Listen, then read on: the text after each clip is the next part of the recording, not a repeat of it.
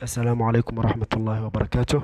Halkan waa Wajtij Review aad uga barateen inay mar walba idiin soo gudbiso qalab walba oo cusub oo tiknoolajiyada ku cusub iyo adeeg walba oo tiknoolajiyada ku cusub. Hadda kadibna waxaan bilaabi doonaa insha Allah inaan idiin sameyno isbuuc walba applicationada ugu fiican Android-ka iyo iPhone-ka iOS-ka. Applicationada ugu fiican isbuucle inaan idinkugu soo dhigno. Caawa halkan waxaa idinkugu heenaa 3 application oo Android-ka badanaa loogu talagalay in lagu isticmaalo, aadna useful u ah qofkana daawan doono insha Allah videogan aadna u anfici doonto. Application-keena koowaad waxaa waaye waxaa la dhahaa Play Store-ka intaan tagno Photo Scan by Google Photos.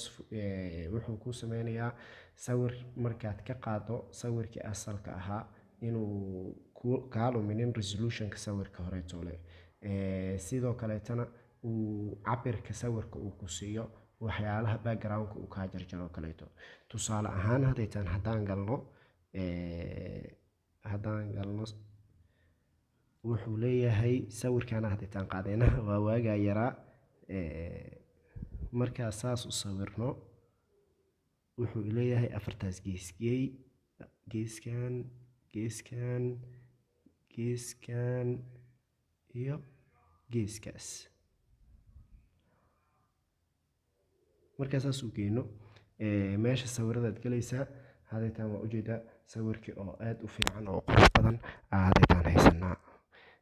Application-keena xiga waxaa la dhahaa Infact. Infact-gan wuxuu kaa saacidi doonaa inaad ogaato xaqiiqo walbo news haday noqoto hadda iyo waxyaalo badan oo kaleeto. Application-ka wuxuu u baahan yahay mar walba internet access haddaadan haysanin application-kan ma isticmaali kartid. Mar walba wuxuu kugu bilaabi doonaa cookies ay dad badan ay soo dhaheen, kadibna wuxuu ku keeni doonaa meeshaan main page-kan. Hadaytaan oo kaleeto sawirkan waa ujeedaa infographics oo sawir plus text oo qoraal iskugu jiro kor ujeed mar walba yacni waxyaalaha xaqiiqa ah oo adduunka jiro. Topic-yada aad rabtid inaad wax ka fahantid oo kaleeto qaybta topics-kaad geyn doontaa.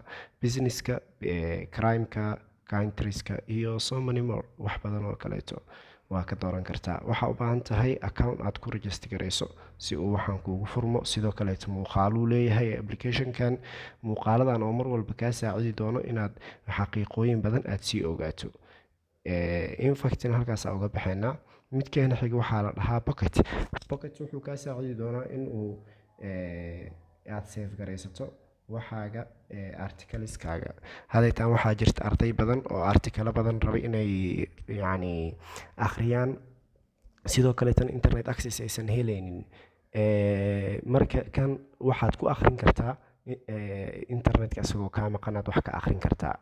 Keliya browser-kaadaad galaysaa. Internet-ka inuu kuu furan yahay waa muhiim. Website-ka aad rabtid inaad wax ka akhrisid oo hadhow aad rabtid inaad wax ka akhriso aad geli doontaa. Hadaytaan Pocket wuxuu u baahan yahay horta account. Ani account-kayga waa sameystay. Meeshaan wuxuu kuu soo dhigi doonaa my list-gan wax walba oo website article ah aad save gareysatay oo kuu soo bandhigi doonaa. Hadaytaan meeshaan galno browser-kayga website-kan oo kaleeto. Hadaytaan waxaa maalin hore raadinayay theme-amka ugu fiican badanaa lagu isticmaalo WordPress-ka, laakiinse website-kan aan rabaaba kaba soo qaadba inaan hadhow offline ahaan u isticmaalo arko. Share ku dhufanaya. Share markaa ku dhufto waxaa raadinayaa add to Pocket qaybta kore haddaad ujeedaan. Add to Pocket markaa dhaho soo ujeedaan save it to Pocket. Hadaytaan application-keena aadayna Pocket aan leenahay waa kana uu noo yaalaa. Hadhow marka internet la'aan waad isticmaali doontaa application-kan insha Allah tacaala.